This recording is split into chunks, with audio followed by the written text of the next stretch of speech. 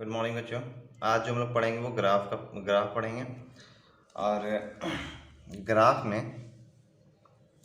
क्या क्या पढ़ेंगे वो देखेंगे। जितना भी तरह का फंक्शन है उसका ग्राफ पढ़ेंगे। और जो बच गया है ग्रेटेस्ट इंटीजर का डोमेन रेंज और मॉडुलस फंक्शन का डोमेन रेंज, तो मैं उसको भी आज ही बता दूंगा। चलिए हम लोग ग्राफ पे फोकस करते हैं। बहुत दिन से हम लोग फंक्शन पढ़ रहे थे।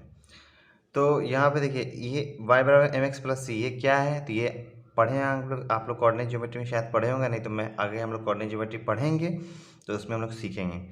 और ये जो एम है सी है, ये दोनों क्या होता है? कांस्टेंट फंक्शन, ये टेंजेंट होता है, ये कांस्टेंट। ये दोनों घटा के मैंने सिर्फ y बराबर एक्स लिखा है। तो y बराबर एक्स का ग्राफ कैसे बनता है? एक्स बराबर 1 डाले तो y बराबर 1, ये पढ़े होंगे ना। 2 डाला तो y बराबर 2, 3 डाला तो ये ग्राफ बन गया। उसी जगह से जैसे ही x के आगे माइनस लगाएंगे तो हमारा ग्राफ पलट गया। y बराबर 5x का ग्राफ बनाएंगे तो हमारा ग्राफ ऊपर जाकर सेट गया है। और y x/5, मतलब देख लो यहाँ पे ये गौर करो, ये 5x से गुना करने पे ग्राफ ऊपर चला जाता है, x/5 करने पे गुना। तो आप लोग कहेंगे कि सर हम लोग ग्राफ बनाने आता है। अच्छी बात है, बहुत अच्छी बात है, ग्राफ बनाने आता है। लेकिन मैं ये क्यों पढ़ा रहा हूँ? क्या 11th में ये ऐसा सवाल बनाना कोई ज़रूरी है? क्या ऐसे सवाल से क्वेश्चन आएंगे? नहीं। तो क्यों पढ़ा रहे?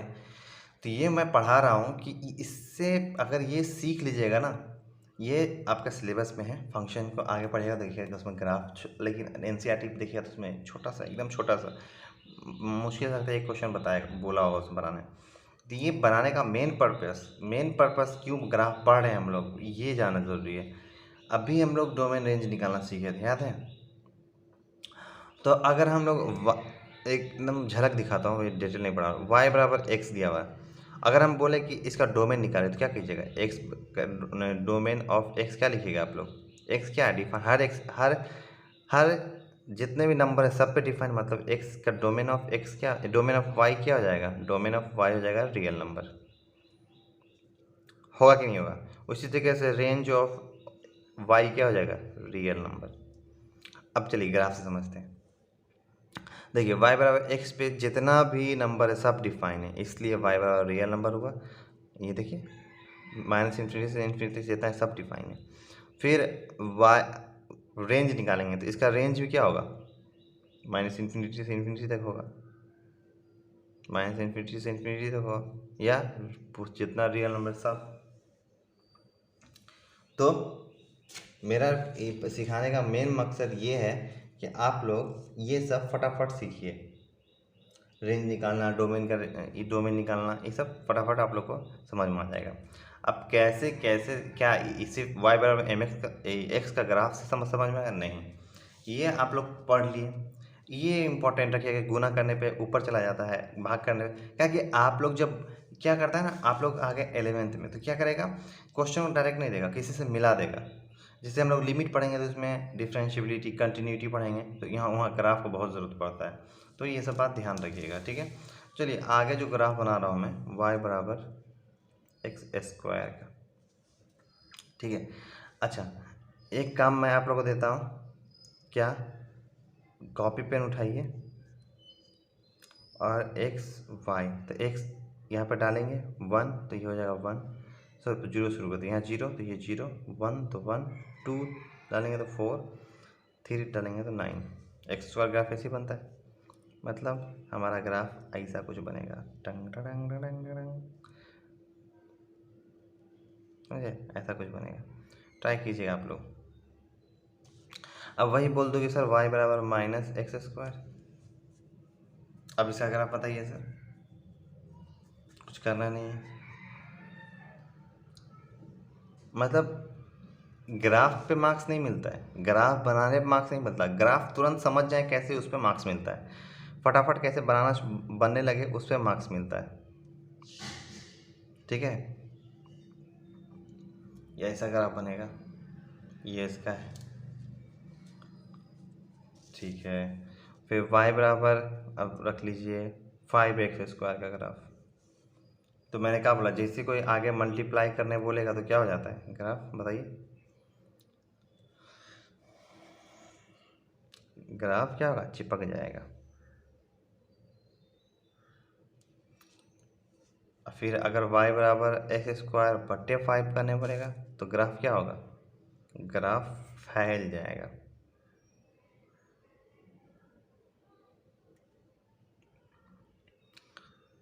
ठीक है, ये अब मैं क्यों पढ़ा रहा हूँ, ये आप धीरज रख के पढ़ते जाइए, आप लोग को समझ में आ जाएगा। अभी डोमेन रेंज का तरीका बताया ना, अभी थोड़ा देर और जाइएगा तो क्वांटिटेटिव डिफरेंशिएबिलिटी का बनाएंगे।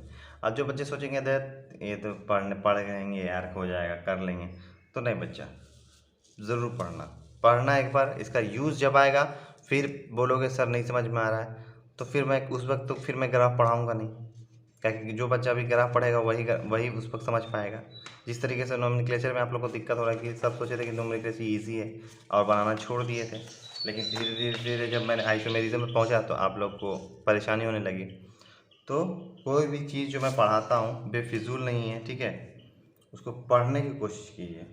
चलिए, अब y बराबर मैं एक और ग्राफ बता देता हूँ। ये किसका ग्राफ है, ये मैं बता रहा हूँ मॉड x का ग्राफ। इसका ग्राफ ऐसा बनता है। क्यों ऐसा बनता है, रीज़न क्या है ऐसा बनने का? ऐसा बनने का रीज़न ये है, ये हमेशा क्या होता है, पॉजिटिव होता है। अब बोलिएगा सर इसको प्रूफ कर दिखाइए, क्या है, हमेशा ही पॉजिटिव कैसे रहेगा? ठीक है, एक बात बताओ, y बराबर और x बराबर, x बराबर 1 डालेंगे तो y बराबर भी 1 रहेगा, x बराबर माइनस, ऐसे कर देता हूँ मॉड x, ठीक है, x बराबर, x अगर ग्रेटर देन 0 रहा तो ये x ही रहता है, लेस देन 0 रहा तो ये माइनस x रहता है। ठीक है, अब x बराबर अगर 1 डालें, 1 क्या है, ग्रेटर देन 0, तो y बराबर भी 1 आया। फिर x बराबर अगर -1 डालें तो x लेस देन 0 तो क्या होगा, माइनस, फिर माइनस इंटू -1 क्या 1 ही आया। मतलब -1 और 1 दोनों पे y का वैल्यू क्या आया, 1 ही आया। -1 पे भी 1, 1 पे भी 1, तो दोनों पे जब ग्राफ 1 ही आया तो ऐसे ही 2 पे भी 2 आएगा, 2 पे भी 2 आएगा, -2 पे भी 2 आएगा, -3 पे, मतलब हमेशा क्या होगा, पॉजिटिव होगा। समझ में आया क्यों इसका ग्राफ ऐसे बनता है? ठीक है, अब इसी को इसका अब हम लोग देखेंगे कि डोमेन रेंज, इसका डोमेन रेंज जो मैं देखो, -1 1 1 1 2 3 4 5 6 7 जितना है, -1 -2 -3 पे जितना -इन्फिनिटी, मतलब -इन्फिनिटी से इन्फिनिटी तक ये कहीं अनडिफाइंड नहीं है। मतलब इसका डोमेन क्या है, होल रियल नंबर। इसका डोमेन क्या है, डोमेन क्या है, होल डोमेन क्या है, जितना है सारा रियल नंबर। लेकिन इसका रेंज क्या हो जाएगा, तो देखो रेंज देखो, 0 से उठ रहा है, ये कहाँ तक जाएगा बताओ, तो कहाँ तक जाएगा, असंख्य इन्फिनिटी तक जाएगा। तो इसी तरीके से ये भी एकदम तो कहीं ना कहीं इन्फिनिटी तक जाएगा। देखो रेंज निकालेंगे तो रियल नंबर पे रेंज और रियल नंबर, लेकिन डोमेन निकालेंगे तो और रियल नंबर, लेकिन रेंज निकालने का तरीका देखो, क्या नीचे कहीं जा रहा है, बोलो, नीचे कहीं नहीं जा रहा, मतलब -इन्फिनिटी तक ये जाएगा ही नहीं। कहाँ तक रुक जा रहा है, इन्फिनिटी से आ रहा है, 0 तक रुक रहा है, फिर 0 से इन्फिनिटी तक जा रहा है, मतलब इसका रेंज 0 से इन्फिनिटी। मैं ये बताना चाह रहा हूँ कि देखो इससे रेंज डोमेन निकालना कितना आसान है। इसमें जैसे अब हम बोलते कि y बराबर मॉड x का निकालो डोमेन रेंज, तो तुम लोग करते x greater than equal to y, x less than equal to 0, और फिर उसको कुछ करते, है ना। लेकिन यहाँ क्या हुआ, यहाँ फटफट निकल रहा है, इसीलिए मैं पढ़ा था। अच्छा चलो, ज़्यादा नहीं बताऊँगा, ज़्यादा माइनस मॉड x का ग्राफ बनाना है होमवर्क।